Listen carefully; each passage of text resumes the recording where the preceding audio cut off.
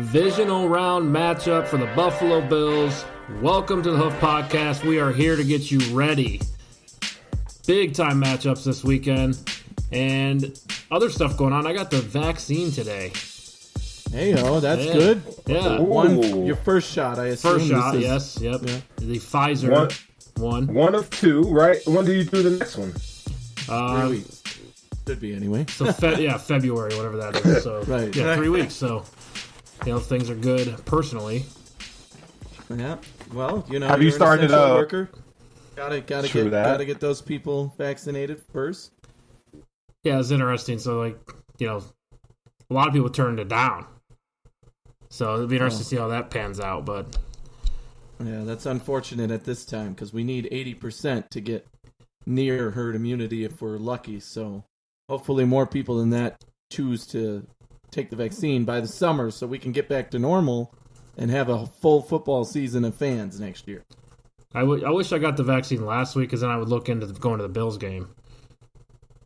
But a little too late, I think, so that's all right. I mean, seeing that you're already in New York State, I'm wondering why you aren't there anyways. I mean, that's for us, me and Anthony, that's a hike. For you, that's a hop, skip, and a jump. Got to get the season tickets or know a season ticket holder, though, who gets access to tickets. So. Got to respect the rules, right? I'm aiming for going to the Super Bowl. That's what I'm trying to do. There you go. Go to Tampa, baby. Yeah. That's $5,000. $5,000 a pop. That ain't much. Yeah, worth did you check the prices? Is that what they're doing? $5,000 a pop? Yeah. So the NFL experience thing or whatever, they send you I signed up for it, and they send you available seats and stuff, and seats that are like in the boonies are like $5,000 a pop. The closer you get, you could pay up to $45,000 a pop. But they're expensive. But again, if our beloved Bills do make the Super Bowl, I mean, you said $45,000. Now, where is that? $45,000 in particular. Is that front row? Is that front row? Bottom bowl near the front. Yep. Whew. Now, even let's say I'm a rich guy, right? Let's say I have $10 million, whatever. I still wouldn't pay that much, I don't think. Is it worth $45,000 to watch a football game? The Bills winning the Super Bowl?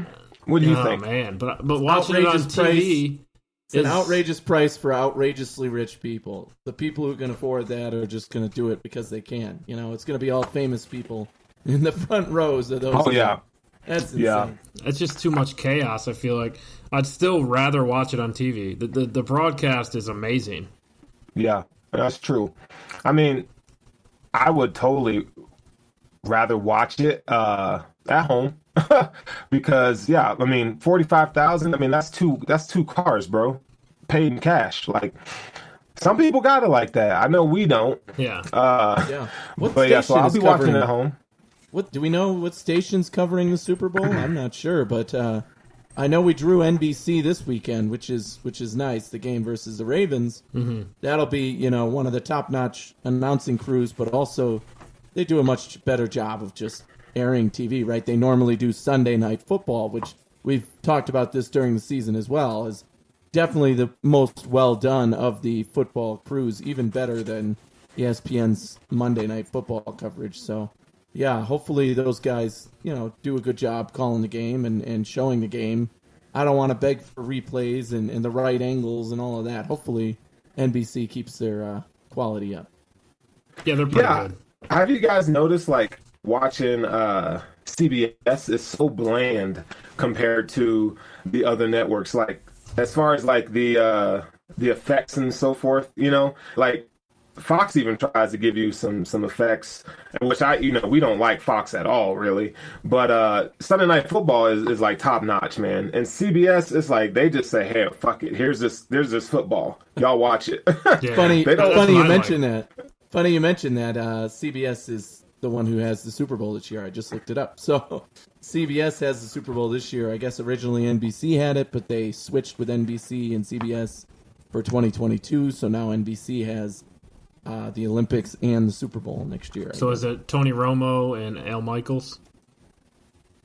That's Jim Nantz. Jim Nantz, right? Yes, I believe that's who. That's their A-plus team. So I'm still. I like Joe Buck and Troy Aikman. Call me old school. Ew. I don't know. It just no. It's like a tradition. I don't know. Are you okay? Are you okay, buddy? Because who do you like? John Madden and Pat Summerall, baby. Oh yeah. I would definitely put them above. But we're talking modern, right? Oh no, give me Pat Summerall was so smooth. Give me Sunday night, dude. Pat Summerall was like so literal. Like it's just great. I mean, he was so awesome. But John Madden wasn't literal, so it worked. Right. Chris Collinsworth and Al Michaels. I mean, I don't know. I'm not in. They're good. They're good, but I feel like they miss a lot. I mean, I don't know. Remember the Dayball? He pronounced Dayball's name wrong. I don't know. There's just a lot that...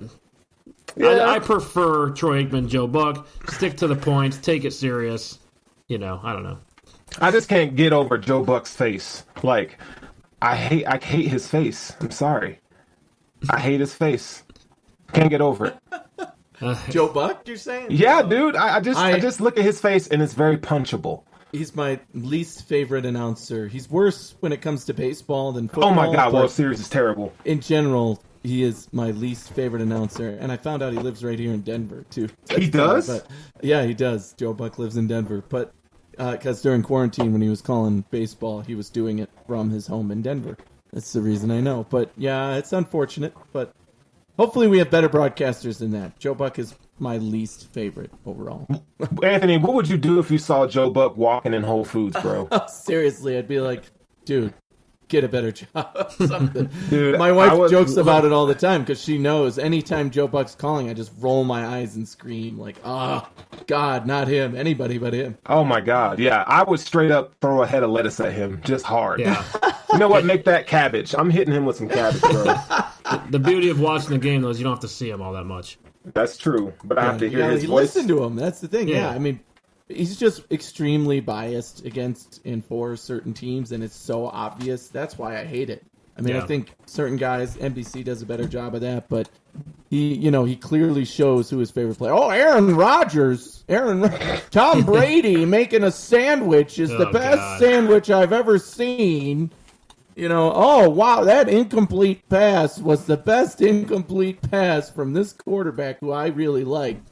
And it goes both ways, right? Wow, 30-yard pass from the quarterback that I did not want to win this game.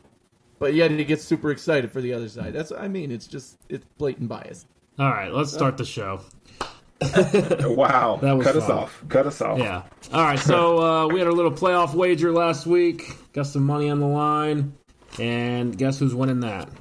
Sterling and Eric. Anthony's behind 1 because you picked the Titans. I picked Tennessee. I did. And the Ravens won. Uh-huh. Right, we all picked the Bills. None of us picked the Browns. I don't think anyone in America picked the Browns. The Rams, all of us picked Seattle. All of us got the Saints correct, and all of us got the Tampa Bay Bucks correct. So that's where we are now. I had Seattle going all the way, and they lost, so... I should lose tons of points moving forward, but currently the score is Sterling 4, Eric 4, Anthony 3. So, just to update everybody on our standings for the playoffs, we did a little bracket last week if you missed it, and that's where we're at. So, I think the storyline of this week is going to be, at least in the AFC, it's got to be the 2018 quarterback class. 3 members of the draft class from the AFC are in the playoffs. Josh Allen, Lamar Jackson, Baker Mayfield. And, Pat Mahomes was from 2017. I think I got that right. Yep. So, I just want to dive into this year 3, end of year 3 for these guys. Where is this class at? And let's start with Lamar Jackson. The guy, do you guys think that he has surpassed Mike Vick for a better career to this point? He's only in year 3. I get that. The guy has an MVP in his belt. Exactly. He has a total of 87 total touchdowns. I mean, that's just insane. He avoided the Madden curse. Give him credit there. And he's in the playoffs again. They're in every year. So, right. Is it fair 3 to say? 3 for 3 there. I mean, he lost the first 2. He won his next game. He's now off the schneid there, at least. He's won a playoff game. Yes. And he has an MVP. I mean, did Mike Vick win an MVP? No. Not, I don't think so, anyway. And then did Has Mike Vick went on a long playoff run that took his team to the Super Bowl? I get the comparison. He took Atlanta to the championship game. Right. I get that the comparison to Michael Vick is easy because they're both running quarterbacks first. I actually might argue Michael Vick was a better passer than Lamar Jackson currently is, but we don't know what he's going to be for the rest of his career. If Lamar keeps doing what he's doing, he's certainly going to have a better career than Vick, and he's certainly on the trajectory for that. But if he falls off a cliff, obviously, it's going to end there. But I don't see that happening right now. I would put him at least on the trajectory to be better than Michael Vick in his career. Yeah, Michael Vick is he's one of my favorite quarterbacks of all time. He was a complete game breaker in and of itself, but I don't think Lamar Jackson will ever be as good of a passer as Michael Vick. You got to look at Michael Vick playing in a different era, and Michael Vick changed the game. We all thought Randall Cunningham was awesome. He was a mobile quarterback, but he threw the ball. Warren Moon was, before him, but when Michael Vick got into the league, man, he kind of turned it upside down and paved the way for guys like Lamar Jackson. But I need to see more out of Lamar as far as being a passer, hitting guys in stride and, throwing guys open and so forth. Right now, Lamar Jackson, he needs to play to develop, he functions better in chaos is what I'm trying to say. And with Lamar, though, I'm not so sure he needs to get better at passing because his style of running, this team has won a ton of games with Lamar Jackson. But it's not sustainable long term. And that's what we're waiting to see, right? Is this sustainable? As long as he's the athlete that he is, he's dangerous. And as long as he's on the Baltimore Ravens, which is a great organization, top down, good ownership, good GM, good head coach, I think they're going to win a ton of games. I'm not sure if he needs to get better at passing. Yeah. Well, this kind of connects back to what we were talking about on the live show with Super Bowl window and how good is a team, right? The hardest part is maintaining a winning team and a good team. And in order to do that, what do you need to do? Well, you need to have good leadership, good coaching that has a continuity and a consistency that's willing to adapt to what you do well. And right now, yes, that's running and primarily run first offense and strong defense in order to win games. And if they can continue that for the next few years and then continue to adapt as Lamar gets older and adapts to the league, maybe becomes a better passer, who knows? Or, maybe that means moving on from Lamar after a period of time. That's how you stay consistently good in this league. And I think Baltimore is built to do that. Yeah, I think there's something to be said about longevity, though. And, Lamar doesn't take big hits either. But, there is a part of that where, you can't run forever. I just name a quarterback that just made his bones on just running all the time. Lamar Jackson statistically isn't a bad passer, but when you watch the games, there's a few, he's missing a couple levels as far as his development as a passer. So if you were to ask me right now of the quarterbacks in the 18 class, Josh Allen he's the standout. All right, so I got a question for you. Go ahead. So for the Baltimore fans who think they have the best quarterback of that draft class, what do you say? Because, they have a hell of an argument with Lamar Jackson. From a statistical point of view and what the Ravens were able to do last year, they were definitely more of a complete team defensively, and the way he ran the ball, catapulted them to, heights that they hadn't been in a while. But the thing is, though, they didn't win a Super Bowl. They couldn't beat the Chiefs, and not a lot of teams can beat the Chiefs. But there was a reason why, their season was, cut short at the end. And I think had Lamar been more developed as a passer, I think they would be even more deadly. You know what I'm saying? Exactly. So here's what I would say to Baltimore fans. Yeah, here's what I would say to those Baltimore fans. Who would you rather have, Michael Vick or Aaron Rodgers? I don't think that's a close conversation at all. I'd rather have Aaron Rodgers. And guess what? Lamar Jackson gets compared to Michael Vick, but right now Josh Allen is being compared and on the same level as Aaron Rodgers when it comes to passing, when it comes to limiting turnovers, what he can still do athletically and running the ball as well. He's a threat at the quarterback position, a much bigger threat to me than Lamar Jackson, because you can limit Josh Allen's running, and guess what? He'll throw for 350 yards and you're done. Lamar Jackson is virtually incapable of throwing for 350 yards in a game. So, I mean, if you put it that way, there's no comparison in my mind. Now, has he had more success? Well, he was the MVP last year, but his first year and then this year were more mediocre. He was just on a good team doing good things, and don't get me wrong, he's still a baller, like I said, but Josh Allen is the reason your team wins and loses, period. And he has literally shown growth every step of the way. He got better. He got better. He got better. He's gotten better. We don't even know where right now, the trajectory, the only logical thing anybody on planet Earth can say is that Josh Allen will get better next year. Why? Because he's gotten better every step of the way, and that is an absolute scary thing. Right. The only thing that could stop that from happening is a new system, right? This is third year with Daboll. If Daboll gets a head coaching job, you got to learn a new system. Is it possible Josh could take a step back from there? And I think Lamar Jackson, in the same topic, is he scheme reliant? I mean, I don't think Greg Roman's going to be a head coach this year. At least his name's not out there, but he definitely changed the entire scheme of an NFL offense for this guy, and it's worked out really well. What happens when this guy leaves and the next guy comes in? Well, here's the deal. There's nothing new about what Lamar Jackson does from a scheme perspective. I mean, this is the same offense that Jim Harbaugh had when he had Colin Kaepernick. Greg Roman was the OC in San Francisco when Jim was there. Jim took a lot of stuff from University of Nevada watching Colin Kaepernick, using that pistol formation, those spread looks and so forth. So scheme-wise, it's nothing new. But, yeah, you're right in the sense that Josh Allen – well, no, I'm disagreeing with you, Eric, because Josh Allen he transcends he plays above the scheme. You know what I'm saying? Yeah, let's not forget that Josh Allen is one of the smartest quarterbacks in the league as far as pre-snap recognition and so forth, and he's grown into that. So I'm not saying that, I think it benefits him to having the same OC for 3 years definitely helps. But I think if you were to put another offensive coordinator in there, Josh Allen has shown that he can process the game and he can make the throws necessary to carry an offense, no matter what's being thrown at him. So Lamar Jackson hasn't hit that point yet. And to that point, if Daboll gets a head coaching job, there's going to be a line out the door to sign up to be the Bills' offensive coordinator. I mean, just Josh Allen's skill set alone, every offensive coordinator out there is going to be mouth's going to be watering for this job. They want this job. Let me coach a guy like Josh Allen who can do anything that you ask a quarterback to do. Anything, period. Lamar Jackson is not in that category. He cannot throw the ball 50 yards accurately on a dime down the field. Josh Allen can do that in his sleep.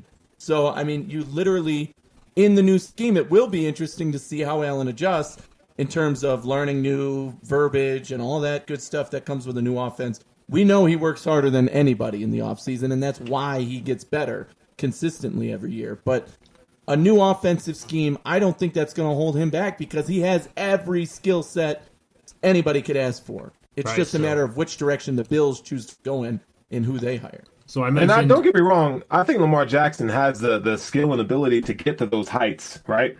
I think, the Ravens need to get him a true number one wide receiver. Yeah, like, if you got him a Stephon Diggs, then I would want to see, okay, let's see where your development takes you. But he doesn't have that number one receiver. I mean, Mark Andrews is his best receiving threat. Yeah, he's a top tight end, definitely. Yeah. Mark Andrews is pretty good, but how much better would he be with a real receiving threat like Stephon Diggs? See, Marquise Brown is young and he's learning. I think they need to get a guy like Mike Williams from the Chargers, just a physical beast who can go up and get the ball, win those 50-50 balls. That'd be good for Lamar, in my opinion.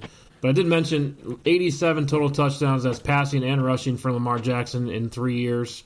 Josh Allen is at 92 total touchdowns, passing and rushing so far in his NFL career. The fastest quarterback to 100 passing touchdowns passing alone was Pat Mahomes. We need to run the numbers on this to see who's the fastest quarterback to 100 touchdowns total, rushing and passing combined. That's something to pay attention to. Honorable mention, Baker Mayfield, 79 touchdowns. So that's pretty good, because he's only ran for like 4 rushing, so that's all passing. And look, Baker's in the playoffs. They win a playoff game. Let's switch over to him. Is he a long-term answer? What do you think? Yeah, I think he is. I think he's probably reached his ceiling, though. I don't know how much better he's going to get, I think he he's plateauing, right? He's going to be a solid average to above average starter, but I don't see him breaking any top 10 categories as far as being a top 10 quarterback in this league. Yeah.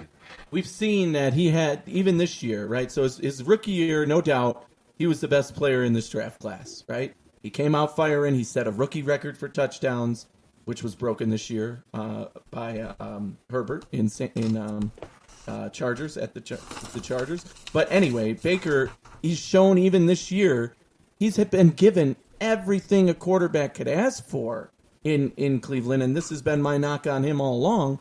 His second year, he fell off a cliff. He had everything anybody could ask for, and he had a losing record with the best roster in all of football. So, I mean, it was just an embarrassment for him. And to their point, they came back this season, and found a way to win games. You can only beat who's in front of you. They had a fairly easy schedule, but they did what they had to win 11 games and make the playoffs. And a lot of that was despite Baker's play early on in the season, but he certainly turned it on later in the season, and he's had himself a good year in 2020, but he's not in the MVP conversation. He's not on the level of Josh Allen and Lamar Jackson, and arguably he still has the best weapons around him with that run game and those receivers and that top-notch, team that Cleveland's put together. So Baker, to me, is the least impressive of the three that we're discussing now. But he's certainly, again, they're all in the playoffs. They all won games. Right.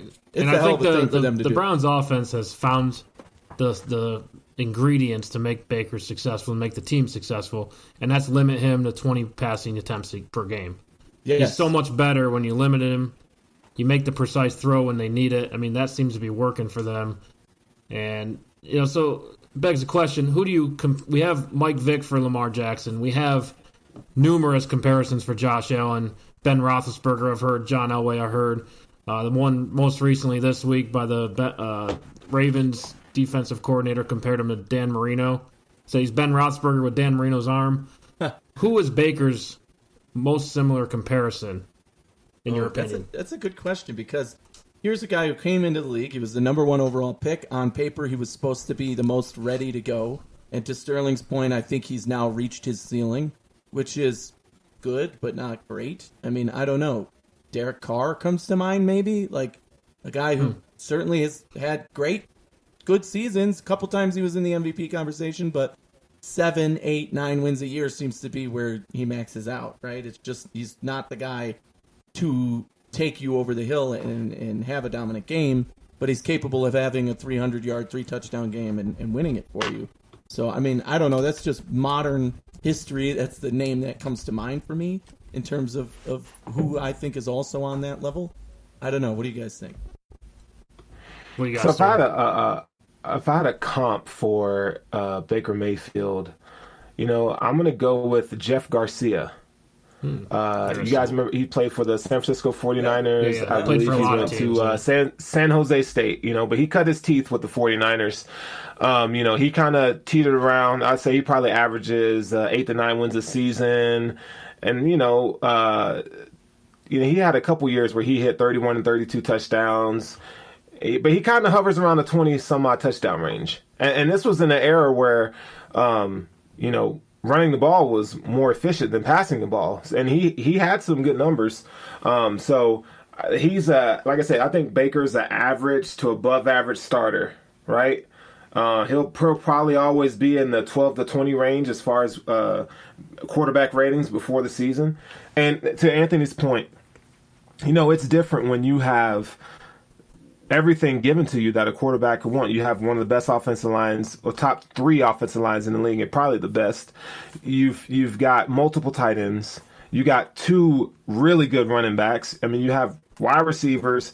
I mean, and you have a legit pass rusher on the other side, and buttloads of picks that they've thrown into this team. You look at Baker Mayfield and you go, I mean, you have all this. I expect a little more, And he's a game manager, if you ask me. Yeah, and the ultimate game manager, Alex Smith. I thought one of you guys would compare him to Alex Smith. And to this point in his career, though, Baker is better than Alex Smith. And I think Baker will be better than Alex Smith moving forward. Just because it took Alex Smith 5 years to have a successful season, and it's arguably not even successful. 2,300 passing yards in the 5th year for Alex Smith, 18 touchdowns, 12 interceptions. Battled injuries before that, had all sorts of problems. His first year, rookie season, 1 touchdown, 11 interceptions. I mean, if we compare Alex Smith to this point in his career, year 3 to 5, and that's where Baker is now, year 3 to 5, Baker's better.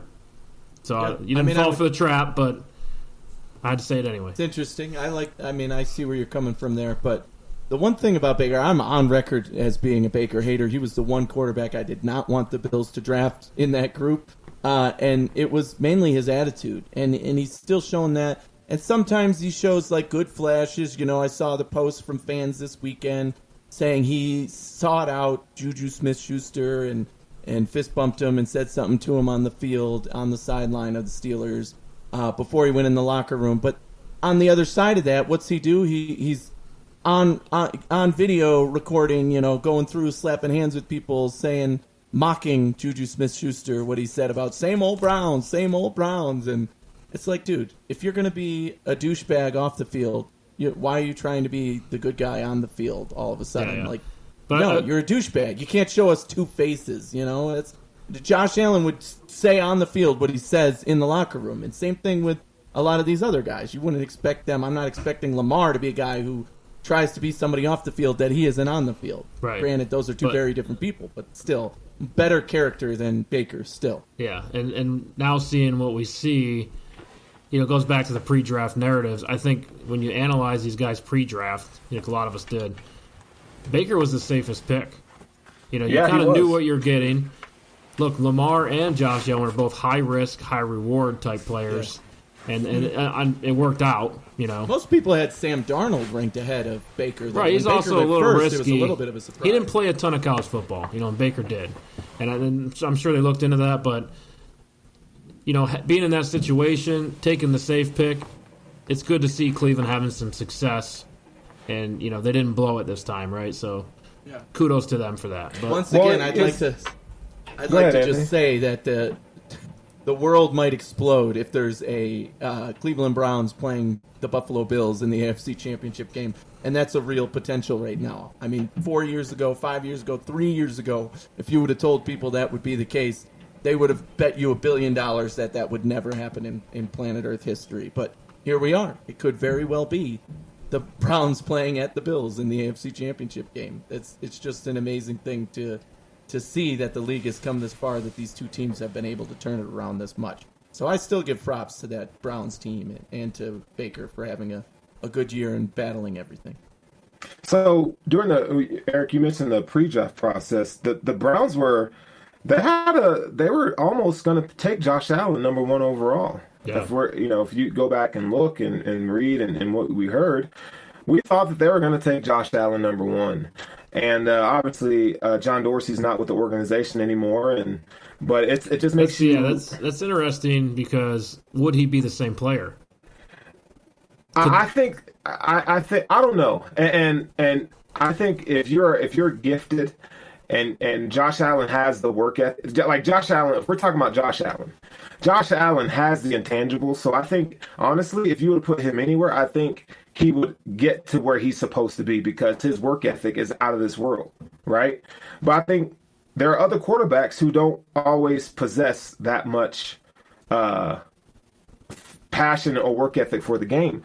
I can't sit there and say that, that's not Baker. Baker's always had a chip on his shoulder, but Baker's, his thing is he's just limited physically, So I think Josh Allen would have been good wherever he went. Honestly, I think it helps accelerate the growth process when you are in a healthy organization and they do a good job of, giving you pieces along the way. But Josh Allen would have been good wherever he went, and that's not a homer take. I just think Josh has the intangibles that would have measured out. He's a freak. Yeah. I get that. I was huge on Josh Allen pre-draft, and that's one of the reasons why. I know what the farmer mentality is, and this dude will work his ass off, and he'll put in 10 to 15 hours a day if he's anything like his father, right? Because that's just what farmers do.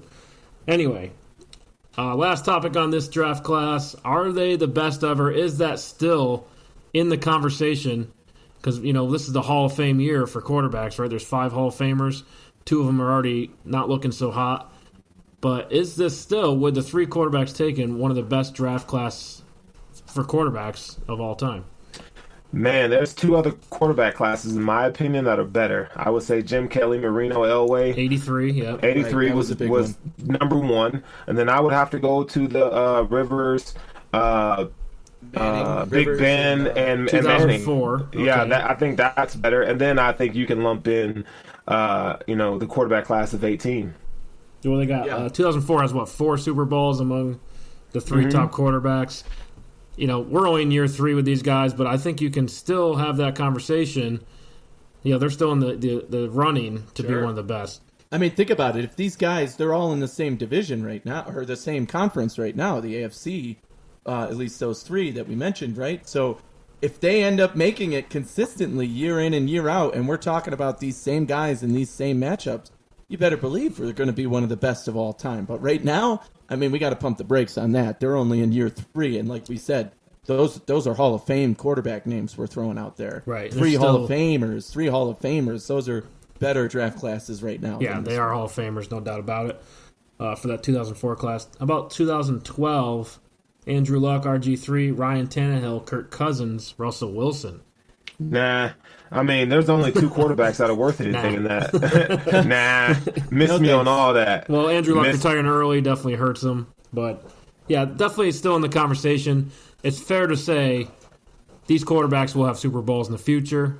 Not going to get too far ahead here, but, these guys are the most successful, quarterbacks that are young, 24, 25 years old in their era, right, of the quarterbacks with less than 5 years in the NFL. These guys are leading the way. So it's, fair to say they'll probably have success in the future, and we'll analyze that as we go. All right, Anthony, you ready for 5 for 5? Yeah, let's do it. All right. Kick it off.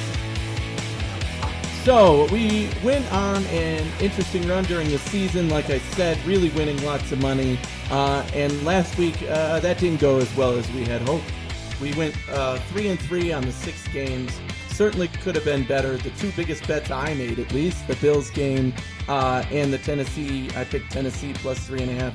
Neither one of those hit, which was a little frustrating. But now we could carry that momentum back over with the matchups we have this week. And I'm actually feeling pretty good about these matchups this week. 4 games we only have to decide here, and 4-point spreads that are right up my alley.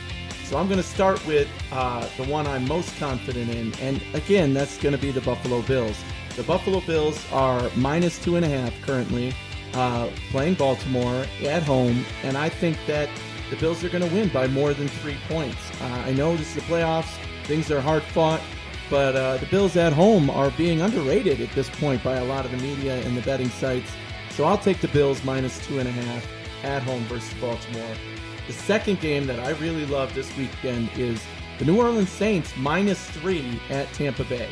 I know Tampa Bay has all the weapons and everything they could ask for, but let's be honest, they beat up on the worst team that made the playoffs. They got a lucky draw. And now they're playing the Saints, who are at full strength with Michael Thomas, with Alvin Kamara, with Drew Brees. I think this team is just going to be too much for Tampa Bay to handle, and they're going to outscore them. So I'm taking the Saints minus 3. For the second 2 games here, the second half of my picks, the next game, I'm picking the Los Angeles Rams. I don't expect them at this point to beat and win against Green Bay, but I do think that defense is frustratingly good and can really make Green Bay uncomfortable. And they're getting 6.5 points. So I'm taking the Rams plus 6.5. Again, playoffs, I think all these games are going to be closer than people think. And this one, the Rams getting points, I'm all over that. Rams plus 6.5. And the last game, Cleveland stomped the Pittsburgh Steelers last week when we all thought that Pittsburgh would win, and they were down a coach. Browns were down a coach and an offensive lineman who they're getting back this week. I'm taking the Browns plus 10 playing the Chiefs. I actually think if the Browns play like they did last week, they can easily beat the Chiefs. I'm giving them a chance, but plus 10 points, that's too good for me to resist. I think people are too high on the fact that the Chiefs won last year and not looking at the fact that they have not been playing great football down the stretch, and these games have all been close. They found a way to win, and I do expect them to win this one too. but 10 points is just too much for me. So I'll take the Browns plus 10. So there's my 4 picks. The Bills minus 2.5, the Saints minus 3, the Rams plus 6.5, and the Browns plus 10. Yeah, you definitely shocked me by not taking Kansas City at 1. Kansas City over Cleveland, but I mean, I can see what you're saying about spread. The history, right? Everyone's riding the wave of Kansas City last season. I mean, I've heard about that Texans game about 5 times this postseason. Yeah, but they came back from 28 down. That was last year. I get it. They seem cold as of late, so I'm with you on that. Most of these division round games come down to 1 score or less. I mean, all the other 3 are within the 1 score range.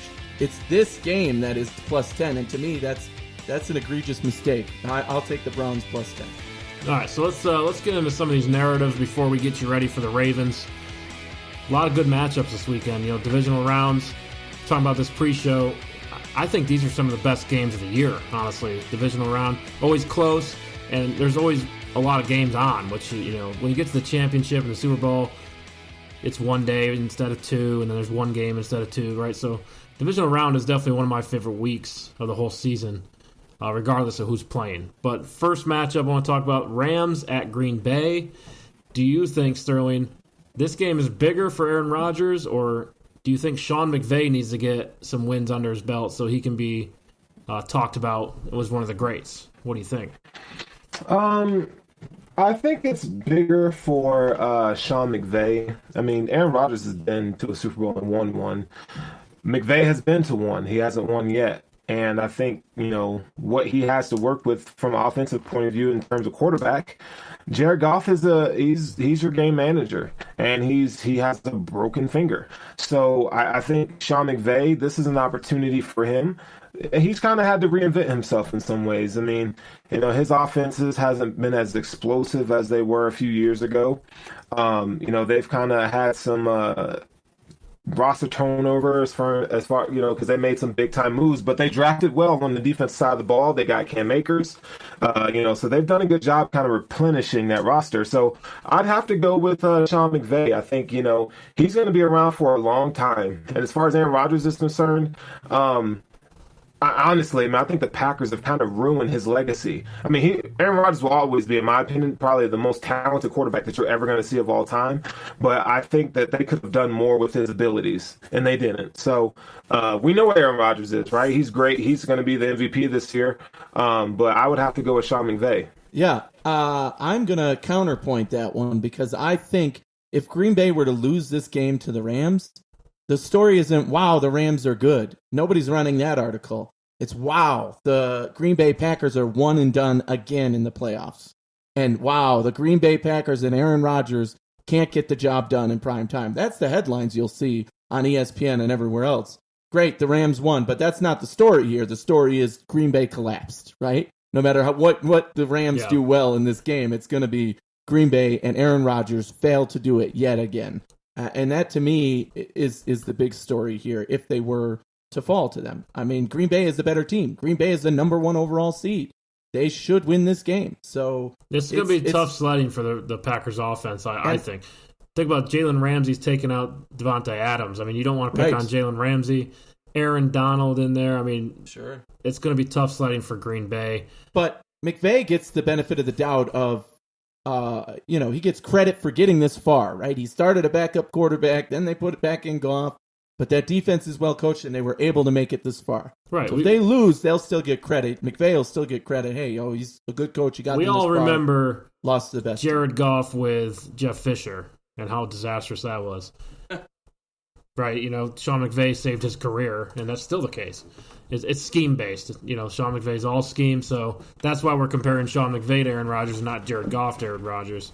I feel like we kind of know what Jared Goff is. Certainly this win would help him, but like Sterling said, he's already been to a Super Bowl. The legacy is going to be Sean McVay's, in my opinion.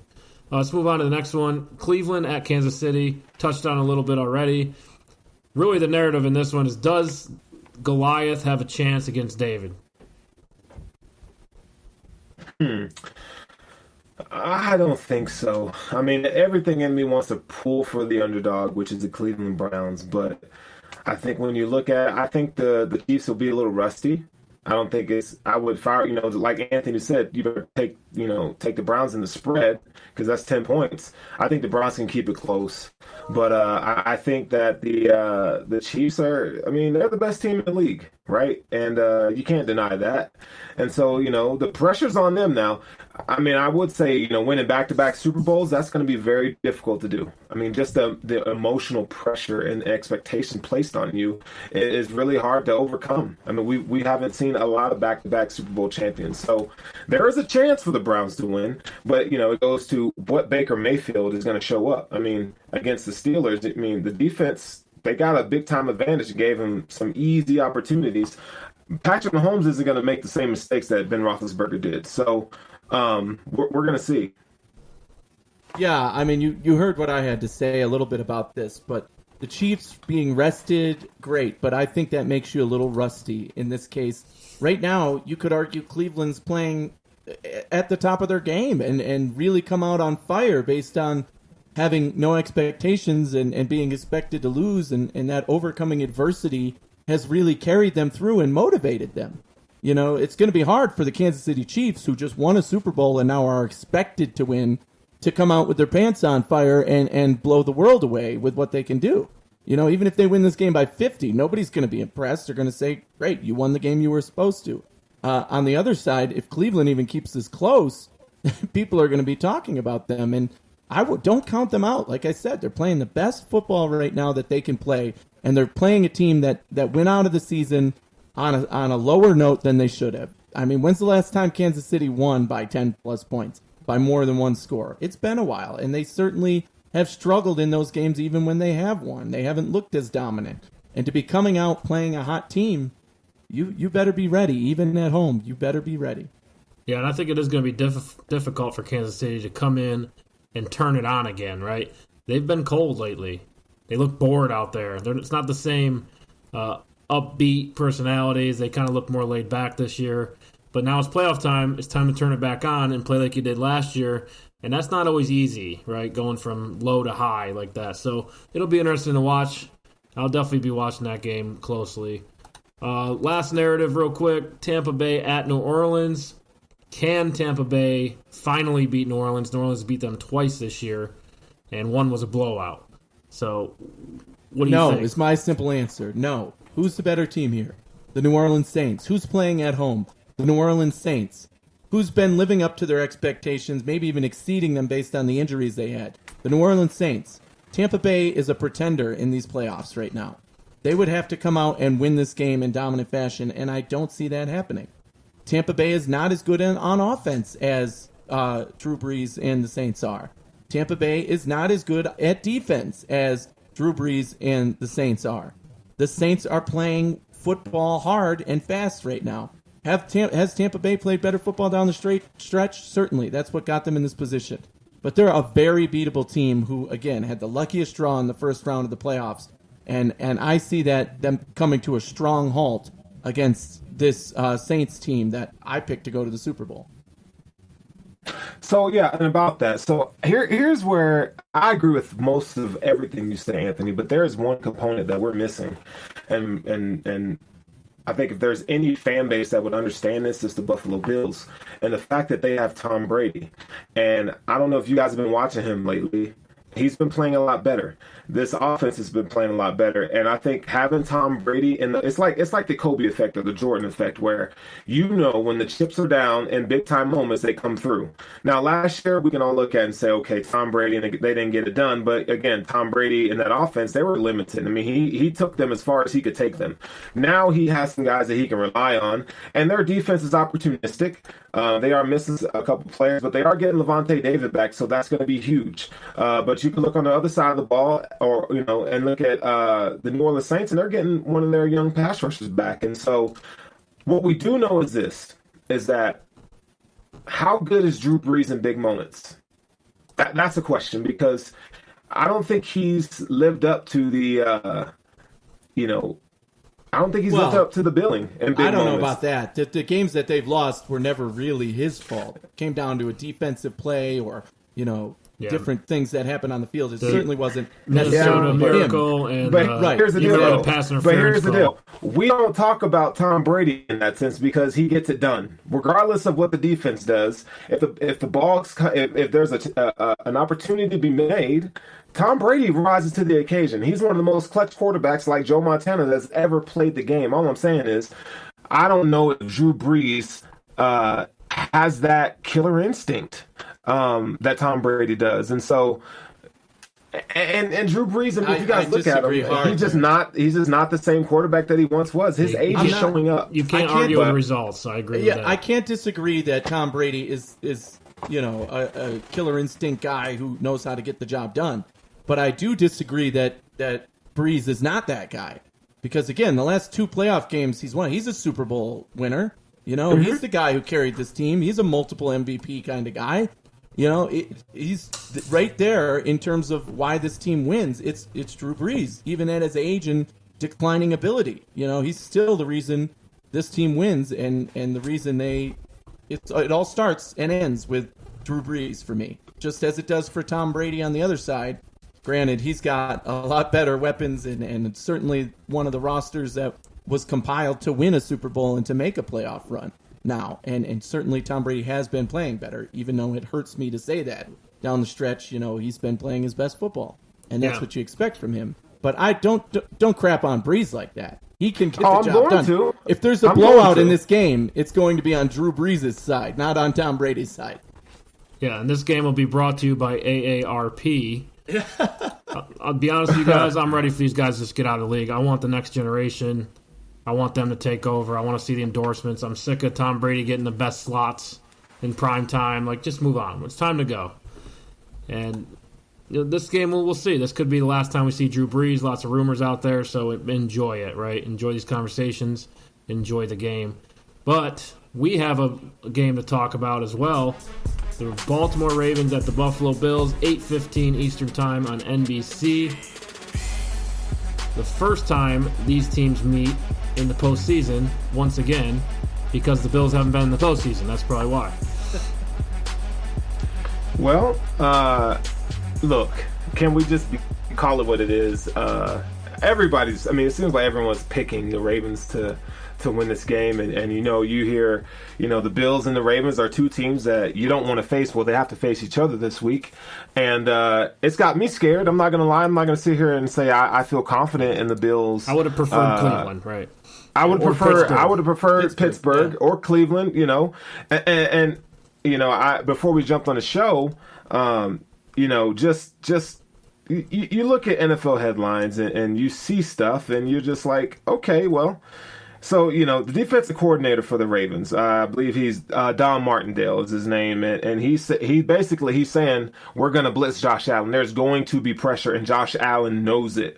So he said, this is what we do and this is who we are. So Josh Allen knows we're coming for him, right? And you look at that and you go, okay, because context matters, right? So I look at Josh Allen, and Josh Allen is and I'm not, listen, hear me when I'm saying, when I say this. Michael Jordan was the ultimate competitor. I think Josh Allen has that same competitor spirit. Oof. Like he is the ultimate competitor. That's a sentence. And you could put that as a hot take. But I think Josh Allen is on that level. I don't think he's that level of greatness yet. He has to earn that reputation. But it's interesting, real quick, to go on your point. Ravens blitzed 41% of the time this year. That's on NFL.com. League's highest. Right. Josh Allen has 19 touchdowns against pressure. That is also the league's highest. Yeah. And he only has 2 picks. So look, they're going to come at Josh Allen, right? And last year, we saw the Ravens play a lot of cover 0. And what they say, we dare you to make the right throw, right read, and put the ball in the right place, and your receivers to get separation. Well, the Bills didn't do that. But what's funny is that people see the national media don't want to admit that the Bills were so close to winning that game. Exactly. And if it wasn't for John Brown being more physical at the catch point, the Bills would have won that game. Would have tied. They would have tied it, right? And so they kind of limited to Lamar Jackson. I think their offense was better last year than it was this year. So I think if you're gonna listen, I'm telling you right now, if you're gonna send the blitz at Josh Allen, he is going to carve you up.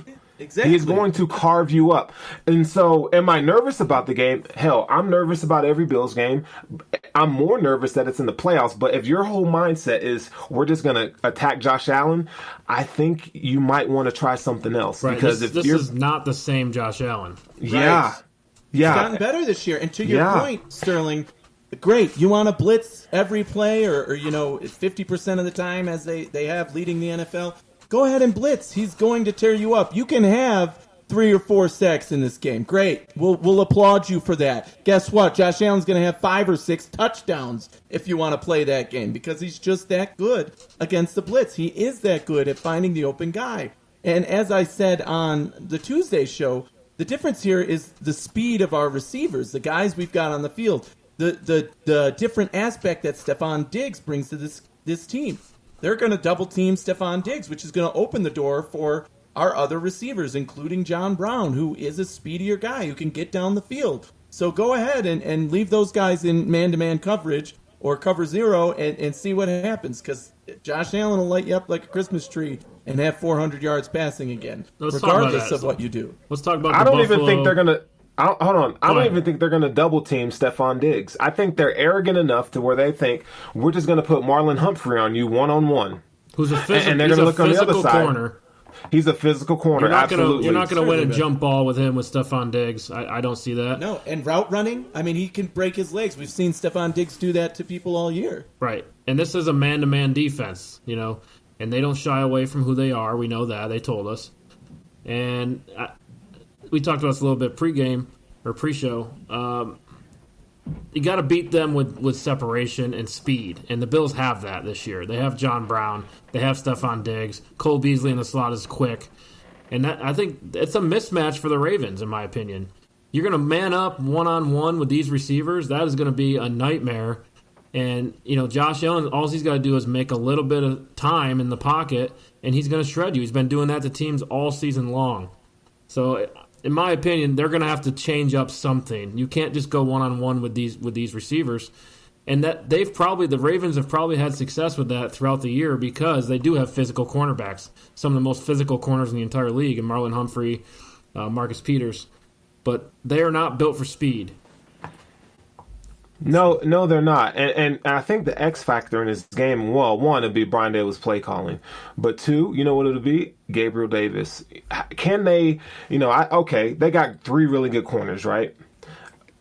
But Gabriel Davis is the 4th. And God forbid if the Bills trot out Kenny Stills, which I think they should. I mean, just to have him out there, would be McKenzie, huge. right? Yeah. Another speedy guy. Put McKenzie. Well, yeah, but McKenzie's more of a. I think they need to use him for misdirection and just disguising. But Kenny Stills gives you more of a route runner and a game breaking ability than Isaiah McKenzie does right now in his career.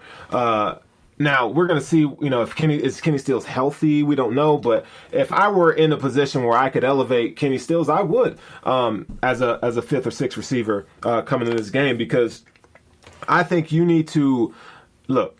Last week we kind of we didn't dictate the flow of the game as we needed to because Indy, they ran the ball and they took a lot of time off the clock. Yet we still scored 27 points. The Colts exposed the Bills' defense last week. Yeah, they stuck to their game plan. The Colts played a very good game. This week, you come out 10 personnel and you better throw the ball 15 to 20 times consecutively. The Ravens, we do know they blitzed very well, but they're not very good at tackling. Well, right? Last week with Derrick Henry, they stacked the box, right? Right. The vast majority of the game, the Ravens were stacked in the box to stop Derrick Henry. The defensive coordinator, Martindale, say that right? He told his guys, this is press conference, told his guys, tackle Josh Allen like you did Derrick Henry. So you got to expect more of the same. Yeah, but that's the thing. They were able to shut down the box, and Tennessee just refused to adjust. Right? I think I texted you guys that during that game. Like, wow, we're trying to run and it's not working, so let's just keep running and see what happens. It's like, no, adjust. Call the pass play. Call out Peters. See if you can get your speedy receivers to beat him.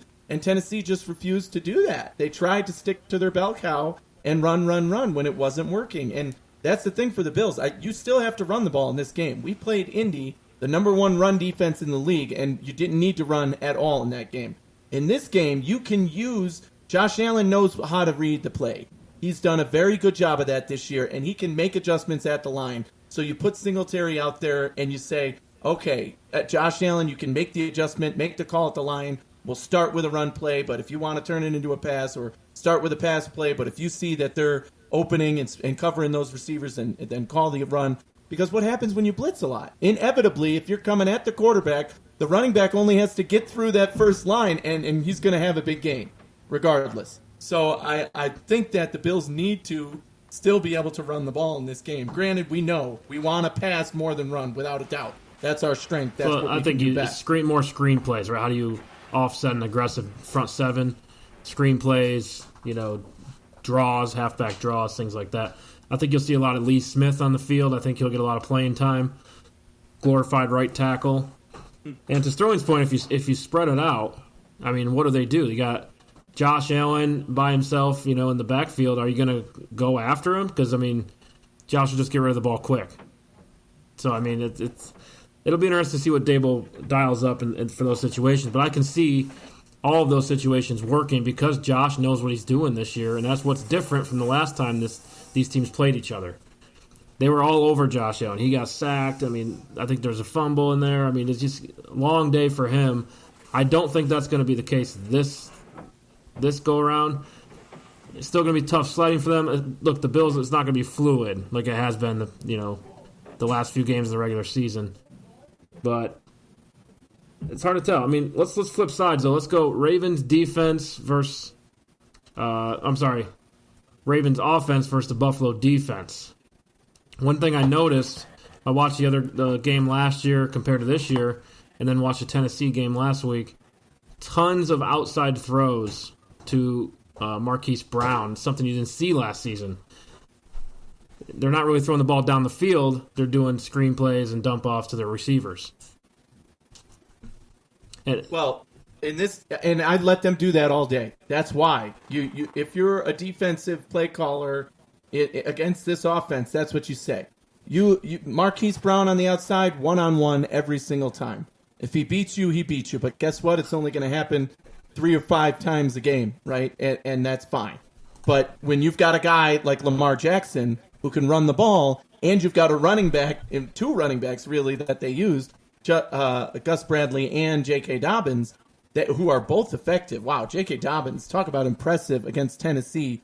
A couple of his runs where there was 3 guys on him, and he was able to push that pile. The guy is muscle, and he can break through some tackles. So the Bills are going to have their handful with that running game. So yeah, Marquise Brown, even the tight ends, let them do their thing. I trust our coverage team 1-on-1 against those guys. And if anything, we want to force Lamar Jackson to throw the ball. So give him some looks. Great. It's 3rd and 8. You want 7 yards? You got 7 yards all day on the pass if you want it. But what's going to happen more often than not is they're going to tend to run the ball. Lamar Jackson will run that ball or, run it to J.K. Dobbins because the guy is a beast and he can break through tackles, as I said. So the Bills' defense is going to be set up to stop the run in this game and obviously spy on Lamar Jackson so that he doesn't get outside. And the good thing about that is we've had plenty of practice against that this season with the quarterbacks we've faced. How many times did we say, we got to stop this mobile quarterback, be it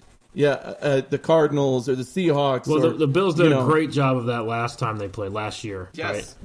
So I think they'll dial up some of those same things. Yes, and it wasn't the offense that beat us. It was their defense that beat us last time. And I think our offense is obviously way better than they were then and certainly capable of putting up more points than this Baltimore offense. So that's what it comes down to in the end. You're trying to score more points. I trust our offense to do that, and I trust our defense to have the right game plan to force the Ravens to do what they're not best at and to get into more uncomfortable situations. So, Sterling, I got a question for you. So last week, Phillip Rivers and Frank Reich exposed this Bills defense.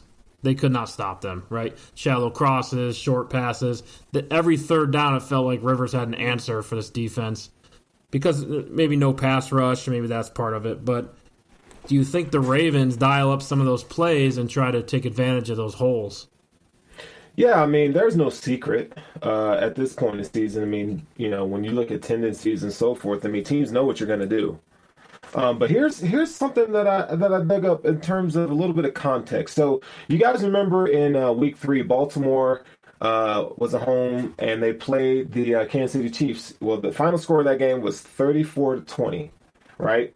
And Patrick Mahomes had a field day. He had 385 yards and 4 touchdowns. Clyde Edwards-Helaire had 20 carries for 64 yards, but they carved him up through the air. And I know teams are better; they get better throughout the year, and certainly the Ravens have gotten better. But here's something about Lamar Jackson that kind of concerns me. Well, and that favors the Bills, that he only 15 of 28 for 97 yards.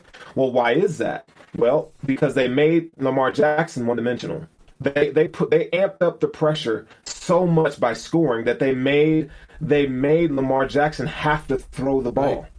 And I think the Bills have to do the same thing. They cannot go in this game and try to be cute and try to run the ball and so forth. You run it out of certain opportunities that are presented, but you're running the ball should not be the focus in this game. You come out and you attack like you have never seen before. You need to be aggressive. You need to make Lamar Jackson one-dimensional. Make him throw the ball. Shootout. Yeah, make it a shootout. That's certainly they have to do. If it comes down to a shootout, I think every analyst would tell you the Bills would have a huge advantage there. So we'll take that all day long. It's almost that's the key to get a victory for the Bills. So if you want to come out and blitz, by all means do so. But if we get up, 14 points in the first quarter, there's gonna be problems because Brian Dable have shown mid to late season that they don't let the foot off the gas. They keep putting it down your throat. And so the Bills got to start off quick in this game is what I'm trying to say. Yeah, in this game, these teams are both very good teams, right? Baltimore's been at this for a while. The playoffs is not new for them. Their front seven stepped up last week. So, this is going to be a chess match through and through. And that's what's going to decide this game. Which scheme works? How are you going to trick this defense? How are the Bills going to trick them? How are they going to trick us? And that will be the difference in the game, much like it was last time they faced each other last season in the regular season. The one play to Hayden Hurst decided the game because there was a huge hole in the defense, and the Ravens, found it. And that was it. And I expect a similar game to that. If the Bills can out-scheme them and win the chess match and get into a shootout situation, I think they win. And guess what? We have fans in Buffalo. There are fans in the stands and people at the game. The commentators and everybody said that it was remarkably loud for only having 6,700 people in the stands. So those people are going to make a difference. They're going to be loud on third down when Baltimore is out there. It's going to be a distraction. So we do still have that home field advantage on those plays. And I think that's where certainly, they played in Tennessee last week, but come on, Tennessee is one. Buffalo took over that stadium when they were there. And we know those fans are not nearly as loud or as passionate as our Buffalo Bills and Bills Mafia who are going to be at this game. So I think, the Ravens aren't going to be ready for that either. Yeah, and, it's for the Bills playing the Colts last week, the Colts outplayed them.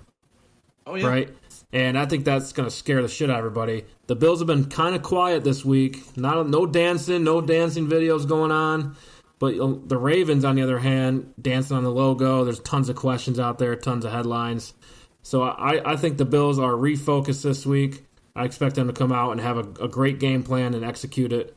Maybe the best we've seen so far this year. But don't forget, that the Bills, the Colts were able to do what the Bills wanted them to do, which is pass the ball. We forced them to pass the ball, and Phillip Rivers in that offense did an excellent job passing the ball. And that was the issue here. But with this team, if how they can do that same thing, stop the run and do a good job of containing the run, not even fully stopping it, forcing Baltimore to pass, that's going to be a winning situation for the Buffalo Bills because Lamar Jackson is not Phillip Rivers. He is not going to be able to work the magic the way Phillip Rivers did. Maybe in a different way, but the guy's certainly capable to take this game over. He's been putting the team on his back last few weeks. He's definitely the X factor for this team, no doubt. Yeah, he scares me. All right, let's go real quick. We talked about our predictions on the Tuesday show. We talked about our bold predictions. Do you guys remember what you had? My final score was 31-24 Buffalo, and my bold prediction was that John Brown leads the team in receiving this week because it's going to be about the speed. I think they are going to try and double cover Diggs or make sure he's contained, and that's going to open things up for John Brown. That's dope. So if I'm gonna predict, I'm gonna say 27-21 Bills. I think it'll be close. Yeah, and I had the low scoring game, 17-13, two defensive teams. So I know it's a long shot, but if we do get snow, who knows? I don't know. I Bills, expect a defensive team at this point is a little off base. We're an offensive team first at this point in 2020. Any given Sunday, they could come out and have a great game plan. Who knows? True. So I expect great game plans on defense for both sides. Anyway, well, here we go. Where are you guys watching the game? At home. As of right now, I don't know yet. We'll be surrounded by sure family. We'll be watching it at the in-laws' house. So big TV, good food, good drinks. So I'm excited, man. First divisional game for the Bills, and I don't even know how long anymore. But this is exciting. They have a real shot to be at the championship game, and how exciting is that? Amazing. Let's do it. Let's get there. We Yeah, want to it continue feels this unreal. movement forward. So be sure to check out our reaction Tuesday, 9 p.m. on all the major platforms. You can check us out on the Cover One Network. Always find our podcast on Apple Podcasts, Spotify, Google Podcasts, all the major platforms. And if you want to reach out to us, be sure to check us out on Twitter. My handle is @ebrownhoof. Anthony. @AnthonyRomeoNY. And Sterls for the girls. That's right. Don't you forget it. @FurrowSterling is my Twitter handle. Go Bills. Go Bills, baby.